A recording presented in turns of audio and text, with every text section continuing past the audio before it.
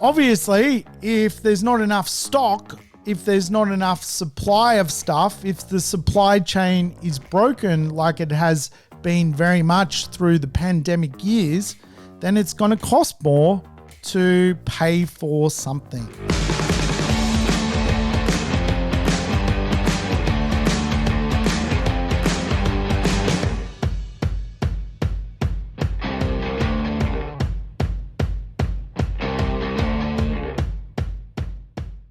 Welcome to the Urban Property Investor. I'm your host, Sam Saggers, here to help you crack the code of real estate wealth. Today's show, we're going to dig into bullwhip economics.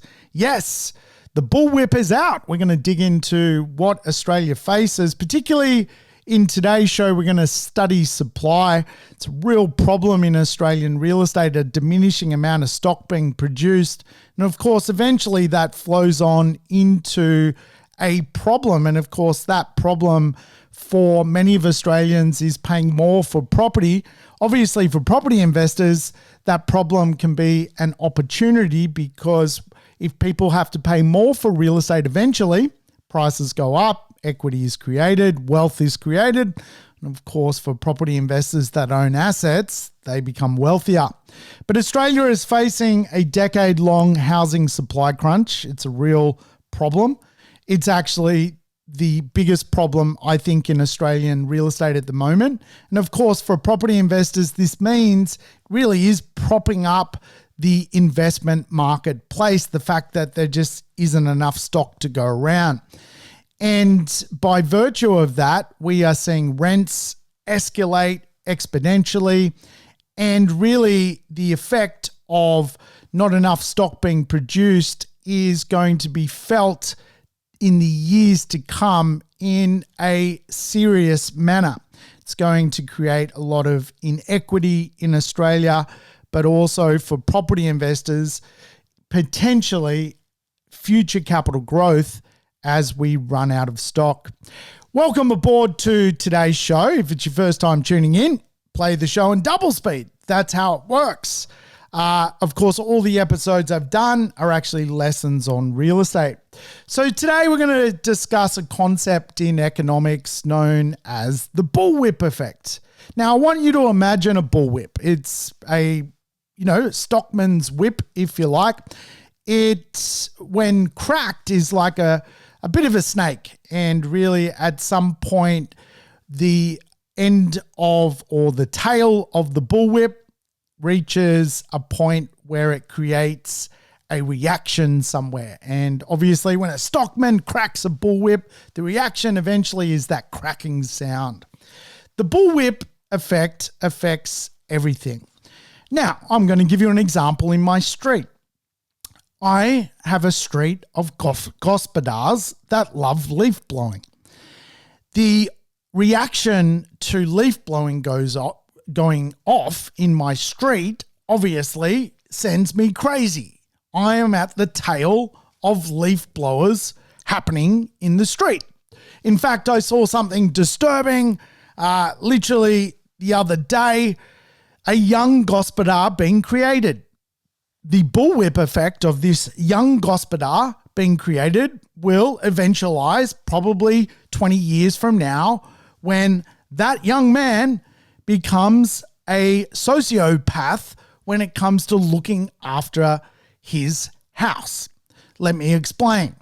He is a 9-year-old. He was given a leaf blower. He now leaf blows in the street. He is the youngest gospodar in Australia. What is this going to do? He is obviously going to grow up as a very house-proud gospodar. He will be leaf blowing for the rest of his life. The bullwhip effect of this young 9-year-old with a leaf blower will mean he probably obsesses over his house and becomes a hearth and homer. The leaf blower is a real problem in society. And if anyone actually knows of a noiseless leaf blower, please reach out to me because I am prepared to not only buy the 9-year-old a noiseless leaf blower, but every gospodar, every neighbor I have will be gifted that noiseless leaf blower. But if we think about the bullwhip effect, it pertains to just about everything. There is a ripple to everything. And of course, if we want to study where we are in the current bullwhip effect, we have gone through in 2022 and here in 2023, much higher inflation. Things cost more. Inflation is actually the tail of something that happened well before it. And to understand how the bullwhip works, I think really what we're living through right now is a classic example. So how did we end up with higher inflation? Well, if we go back to 2019/20, the COVID-19 pandemic began. And of course, what eventually happened was huge amounts of stimulus was created, lots of spending, interest rates dropped to a record low, we had lockdowns, we had supply chain issues, all which created a bullwhip effect to creating a new cost of money, a new money cycle, higher inflation, and of course, what that looks like today is interest rates where they are. So one action leads to another action, and we call that the bullwhip effect. So obviously, if there's not enough stock, if there's not enough supply of stuff, if the supply chain is broken like it has been very much through the pandemic years, then it's going to cost more to pay for something. And higher inflation is very much off the back of what was inputted back during 2020 and 2021. So to understand the bullwhip effect around economics, it's basically input at one end and output at another. I think we all saw, for example, the crazy toilet paper problems that were occurring when the pandemic was on. We had an input of too many people wanting toilet paper, not enough toilet paper being manufactured, and of course that bullwhip cracked on suppliers to produce more toilet paper. So the biggest economic challenge for Australian real estate is to produce more real estate. It's a real problem. And of course, what the lack of production does to Australian real estate is eventually see prices go up. Now, are we seeing prices go up today? No, we are not. But this is the point of understanding the bullwhip effect, because if not enough things are going into the system, then down the track, not enough things are going to come out of the system. Now, back to the toilet paper example, too many people were buying toilet paper, so the suppliers had to produce more toilet paper to obviously reach the retailers to provide the orders for the customers. What's kind of happening when it comes to the supply of real estate is basically not enough real estate is being produced now to even keep up with current levels of demand. And obviously, eventually, that continues to fall away. There is an upstream effect, and that upstream effect will result in eventual price escalation because of a shortage. No different to a supply chain shortage. Probably the best way to explain Australia's supply problem is rather like the supply chain shortage which we lived through during the pandemic. So the next bullwhip effect, if you like, is underway, and we just need to realize we're actually part of it right now. We are not at the tail of the bullwhip, but we are certainly flowing through the whip. And of course, when we understand what that looks like, it really does pertain to low supply. Now, it's fair to say we've been through 2020 and 2021, which was a FOMO market. People were fearful of missing out and buying real estate. So a lot of real estate was absorbed during that point. We've been through fear of being involved or FOBO. People worried about the cost of money. I think most people realize now we are not going back to the way it was per the cost of money during the pandemic. It's unrealistic. We're kind of now at the period where people are over the peak level of fear. Interest rates go up. People don't really even talk about it anymore. It's not even a major headline anymore. And if anything, we are now past the major point of fear. So what this is going to do, of course, is mean that given there's easy credit, there's migration, there's pro real estate policy, and of course high rents, a lot of people are going to come back to the real estate marketplace. But the bullwhip effect, which is probably most interesting to study, is just the lack of supply. Obviously, for a decade now, we have not been overproducing real estate. Typically, we produce around 100,000 plus dwellings per annum, and it's been that way for the best part of 15 years. However, our population keeps increasing. We tend to live longer. There's less people living in the same amount of space. We've got all sorts of elements which will eventually flow on to the repricing of real estate based on the lack of real estate. Real estate gets repriced based on supply and demand. Now, it's fair to say at the moment, demand levels are low, but that still won't have a reflection on what is being produced down the track. Remember, if you focus on where we are today, you're not focusing on the bullwhip. What we're trying to do is understand what tomorrow actually looks like. So I want to talk to you about 8 dynamics that I see which really are affecting the bullwhip of production. It was really 9 actually elements. And the first one is a nice, quick and easy one, which is the cost to deliver real estate today. New construction, for the most part, does not stack up. You look at where properties are being produced in the new production space of the market, and for them to get off the ground, many properties are just too expensive compared to what the normalized market is prepared to pay for real estate in that suburb or town. So you can pretty much write off that a lot of real estate is just not feasible at the moment.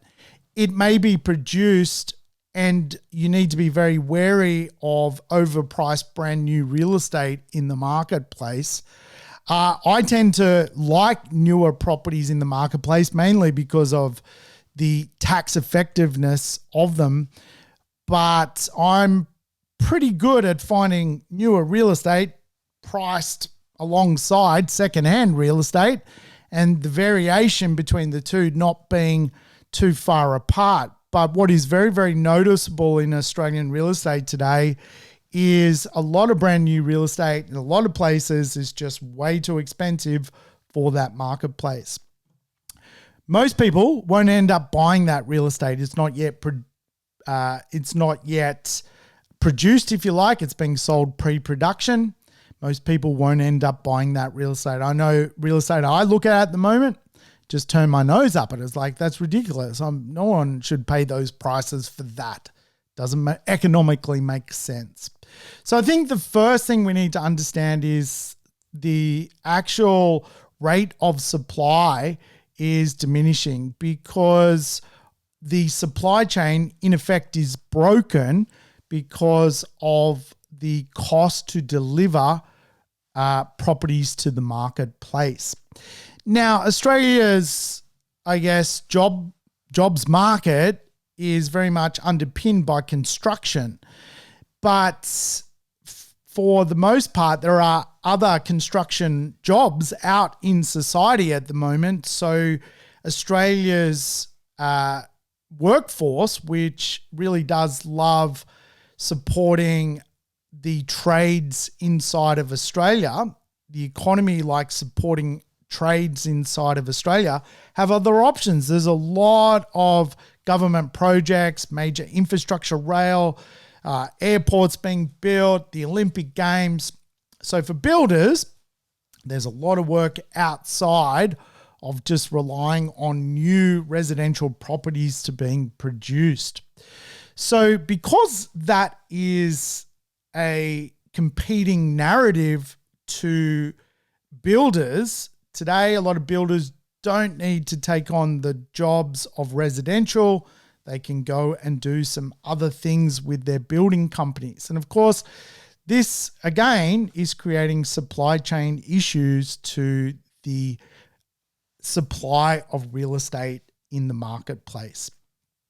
So let's go through some of the things we need to be wary of when it comes to what's coming, so we can make some informed decisions and some sensible decisions about our economic future. The reason I give these briefings, if you like, is so that people can understand what next in real estate. And of course, I think real estate's the best asset going around. And really, for you, you have to weigh up whether you think buying today is actually going to lead to a more prosperous tomorrow. And I think one of the best ways to understand what is the future of tomorrow is understanding bullwhip economics. You put something in now, it creates a result later. What we are putting in now is not enough stock. That will create a result later. So other than focusing on the inflation rate and really the inability to build enough stock at a fair market value, then really we have to go to the next metric, which is policy itself. Australia has a business plan by mid-century to populate the country with around anywhere from 36 to 40 million people. Today we are closer to 26 million. So you can imagine that's a lot of people to come. That's a new Sydney, Melbourne and Brisbane really over the next 30 years. And despite obviously the year of 2020 and 2021 and parts of 2022 whereby our migration was not working because we chose to close our borders, the rebound in migration right now is exponential. We are seeing literally tens of thousands of people come into the country to take up obviously jobs, to take on opportunities inside of the university system. Obviously, this is the month of universities starting up again, and we are, off the back of that, going to be full to the brim when it comes to how many people typically occupy Australia at one time. Obviously, you've got Australian citizens, but then you've got foreign people who also currently use Australia when it comes to a housing solution because they may be studying here. But really, if you like, when it comes to being an opposing metric, if you want more people to come to the country, which Australia does love, then it's going to be very difficult to provide affordable properties to that marketplace. It just doesn't make sense. Where you do see property values tumble apart is quite often countries which have a diminishing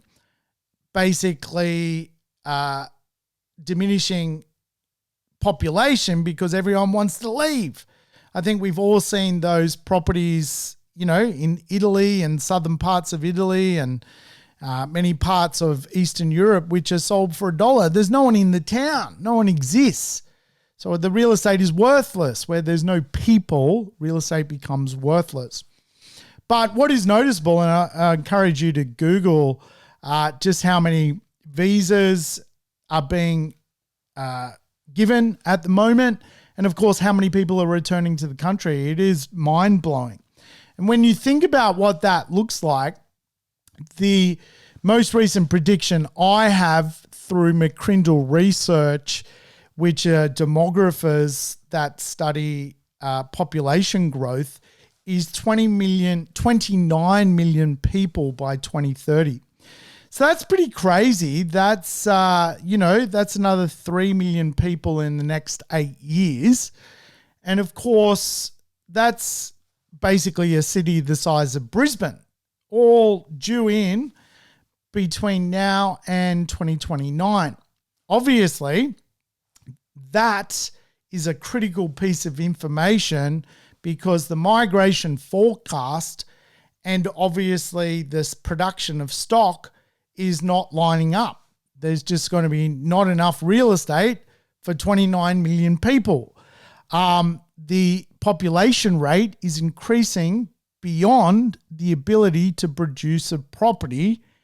And as such, you're going to run into a problem. I mean, as it stands, we need to produce a new property every 4 minutes. I don't see us producing a new property every 4 minutes. It just does not mathematically add up. Eventually, the bullwhip effect unfolds on that supply versus migration situation. Obviously, we're already seeing issues with supply through the rental crisis. Rents have skyrocketed and they're potentially going to get worse. And pretty much, I mean, my forecast is eventually there will be some sort of policy which slows down rental growth because it's unsustainable based on the amount of stock being produced. We've seen some interesting spin-off effects of what people are prepared to pay for property. Certainly, I've been saying this a lot. There's actually two classes of tenants. There's people half a week away from being broke, where putting the rents up on them is virtually impossible. If you're putting it up, it's 10 or 20 bucks. It's a pizza a week. And then you've got other tenants who do it for lifestyle reasons. And I've seen rents go up $500 a week. Huge, like life-changing amounts of money for the investor. So stock is plummeting. And probably the argument is, well, if we look at the current situation and we go, well, obviously interest rates are more expensive than what they were. Shouldn't people be panicking and everyone putting their property on the market? And of course, this will open up the narrative around supply at least moving. Well, actually, the opposite is happening. A lot of people made money during the pandemic and as such really have no reason to sell up and trade up and go somewhere else. A lot of people made money as investors and now have what we refer to as capital gains tax lock. Capital gains tax lock is basically when you own your asset, goes up in value. By selling it, you're going to diminish your return. And so you hold on to it. This is a very important lesson, by the way. You want to get capital gains lock on A-grade assets because they're the ones you want to hold. Some people get capital gains lock on B-grade assets and D and C-grade assets. And of course, they don't actually want to hold the property, but then they've got this problem of capital gain. So obviously, where we see listings right now around the combined capital cities is actually very, very low. Like there's not a lot of stock on the market. People aren't panicking going, hey, I want to go and sell my property because there's nowhere to go. You can't rent a property. You can't potentially even service the loan that you just got to go and buy something even a little bit cheaper. So people are hunkering down. And really, when we analyze economically what that looks like, is real estate carries pricing power. It's a very important lesson. What I mean by that is a household budget is broken up into various different quadrants: food, energy, housing, entertainment, and so forth.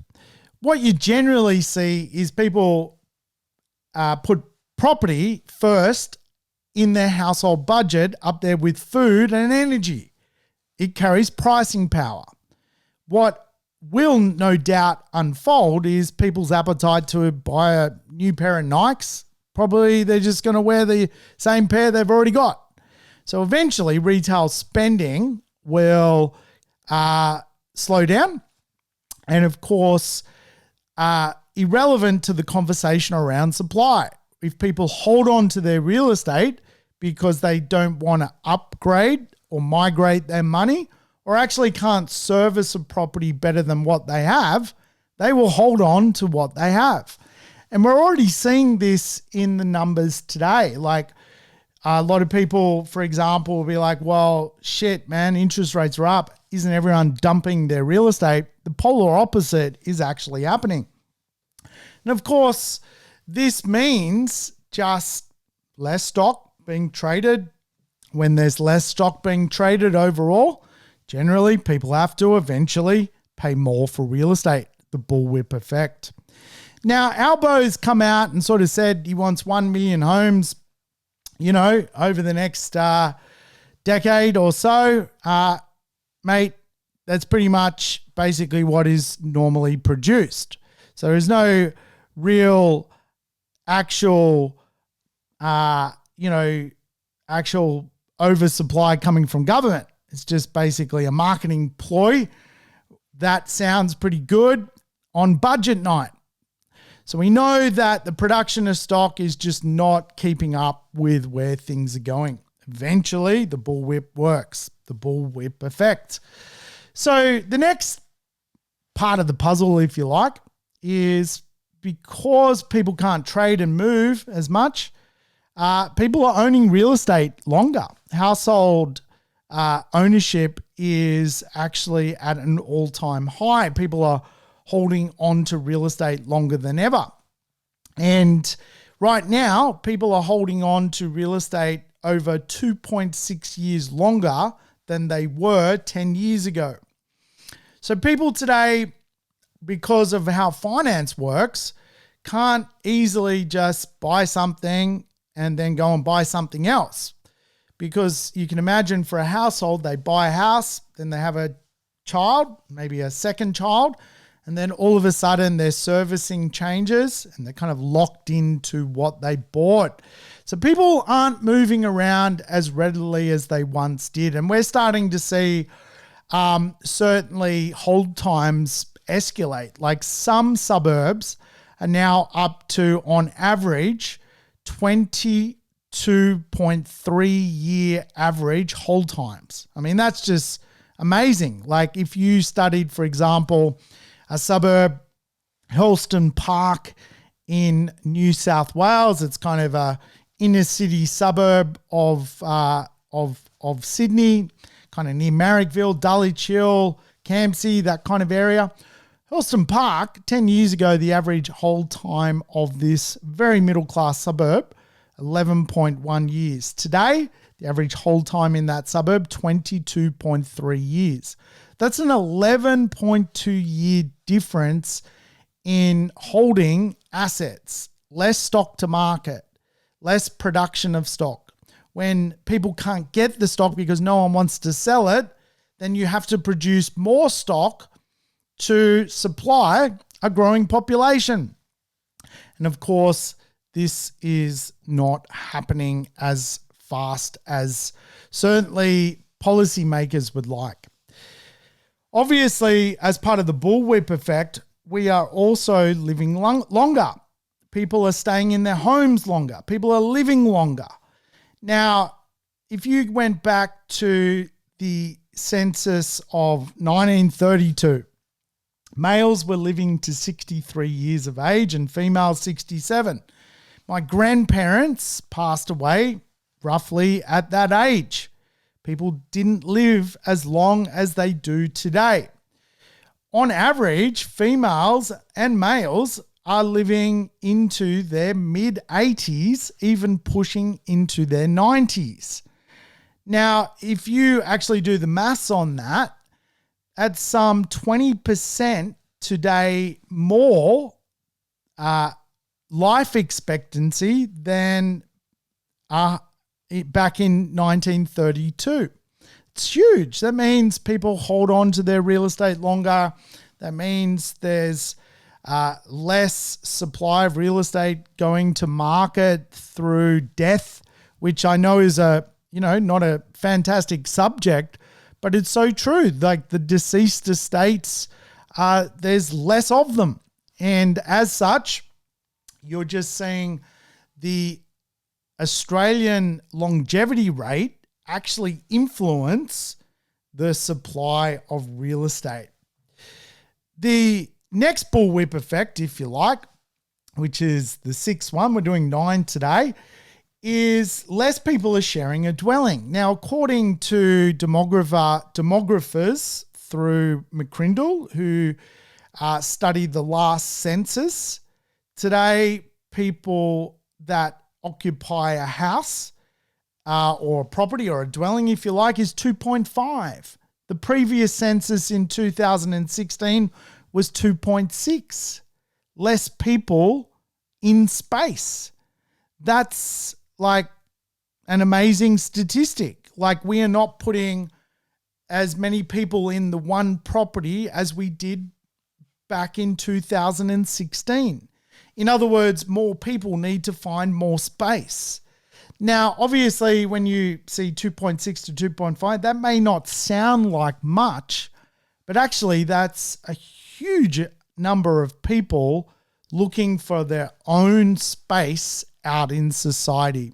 Spatial loss is a real thing. And of course, if more people won't share a property together, then more properties are needed.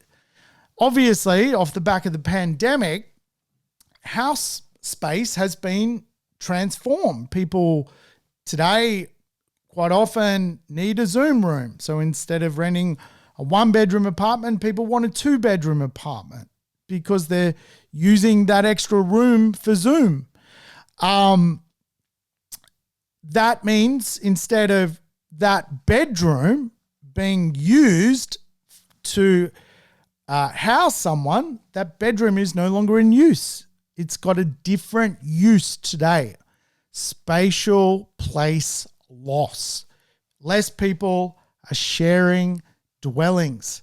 So interesting. We're going to see the bullwhip of this. The crack of the whip is coming. When that crack comes, it's going to link to price growth. Eventually, it will flow through. What's so interesting around the bullwhip effect around Australian supply, if you actually study dwelling demolition approvals, there's actually more properties demolished than actually reproduced on that land, if you like. Every year we are demolishing around 50-odd thousand, we're demolishing over 60,000 properties, but we're not reproducing on that dwelling, if you like, 60,000 properties. We produce much, much less. So we don't even replace what we demolish when it comes to the production of real estate. This is demolition approvals, not just new approvals of properties that are being produced out in the marketplace. We don't replace what we knock down. And as you can imagine, around Australia, there's a lot of old real estate now, which is past its use by date, which is getting knocked down. It's not even keeping up with what is replacing it. And of course, that is creating a bullwhip effect of not enough stock being produced. Obviously, when it comes to the bullwhip effect, we are also seeing stock being split down the middle. Now, I've done a lot of podcasts on this in recent times, so I'm not going to harp on about it, or you'll probably think that's all I talk about. But Australia's real estate is being split in two: build to sell and build to rent. Build to rent is a new phenomenon inside Australian real estate. It's really being produced now by corporations whereby they control the narrative of controlling a complete asset and just renting it for a long period of time. Lease security or lease tenure, if you like, for the less advantaged in society is a real problem. And so build to rent exists to improve that problem inside of society. But what is fundamentally happening, if you like, is once upon a time, two properties were produced. Two properties would go to the residential sales market. Of those two properties, one would be bought by an investor. Maybe one would be bought by a owner-occupier. Today, very different. Two properties are produced. One goes to build to rent. It's a rent for life property. You'll never see it on the residential property market. It's one property left. Now everyone fights over that property, the investor, the owner-occupier. So less stock is being produced for the selling market or the sales market or the residential market. There's just less production because of the way the world is morphing. And really, if you study megatrends, the megatrend is inequality. How do you overcome inequality? We get corporations to build properties where people just rent in them. Here in Australia, you know, it's a bit of a taboo subject, but it's kind of like glorified housing commission just being produced for that part of the marketplace. So it serves a purpose, but it does mean less production of real estate overall, and supply in itself is changing and not being produced for really the sales market. So if you have less properties being produced for the sales market, obviously that has a ripple effect that people can't buy enough product. Eventually, the bullwhip effect of that issue with supply unfolds, and of course, that will eventually lead to a price escalation. The final bullwhip effect around supply is around the conversation when it comes to absorption of real estate and how much development is actually produced. Market absorption is the point where real estate is produced and supplied to the market and bought by the market. And really, you need to understand that supply is obviously produced not by government, but by private enterprise. It is produced by developers. It is produced by property investors. And if it is not in their economic interest to produce supply, then developers won't produce supply. Let me ask you a question. If you were going to develop a property and you were going to lose $200,000, would you do it? Well, the short answer is no, you wouldn't do it. Why would you? Why would you lose money to produce real estate? And as such, one of the biggest problems with the production rate of Australian real estate is the economic interests of people that have to produce the real estate. And of course, this is a big conversation because really for a lot of developers, when they look at the algorithms out in the marketplace, they won't produce the real estate if they can't get the real estate off the ground, if they can't sell the real estate, or if mathematically or feasibility wise, the real estate makes no sense.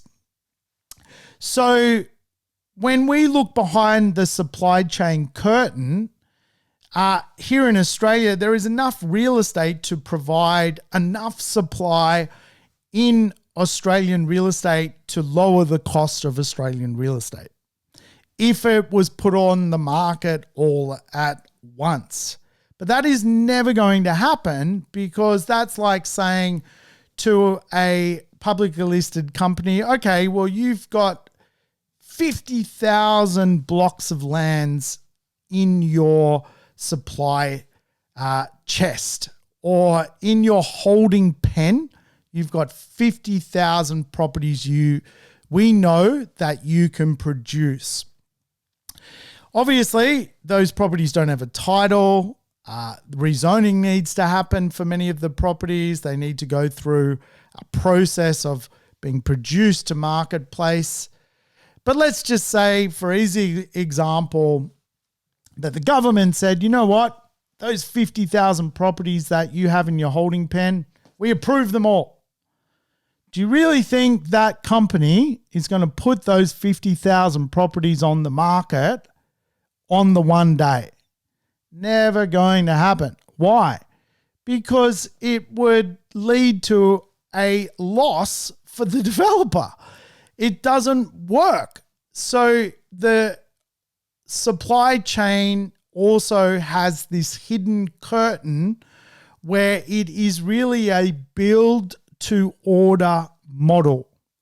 In other words, if someone wants to buy a newer property, then one will be completed for them or created for them, but not 3 for one buyer. 3 properties are not created for one buyer. Hence why we see that it really does become, here in Australia, when it comes to the production rate of real estate, a build-to-order model. You don't oversupply your own marketplace. It's the general rule of development. So knowing this, it's an interesting science, because obviously if you don't understand what's behind the supply curtain in Australia, you may think, well, there's always more supply produced, and, like, isn't property values going to come down because, Mirvac owns a shit ton of real estate? Doesn't work like that. It does not work like that. It has never worked like that, and it'll never will work like that, because if you're running a company, your fiduciary responsibility as a director is to make a profit. And so you need to understand that behind the supply curtain, the rate of development is very much geared to where the market's at. If the market needs more stock, developers will produce more stock. If the market needs less stock, developers will produce less stock. It's just the way it works. And of course, all this leads to the conversation when it comes to the bullwhip effect. We've got obviously the cost to deliver things. We've got migration. We've got no sell-off. We've got people holding real estate longer. We've got people living longer. We've got people sharing less space. We're not replacing what we demolish. We're not seeing a system whereby developers are prepared to make a loss to produce more stock. And of course, with the rise of build to rent, we are seeing the supply itself be reframed into different directions. Eventually, what will happen is a price escalation. And so today I just wanted to share this economic principle with you, because you're probably focused today on what the cost of money is.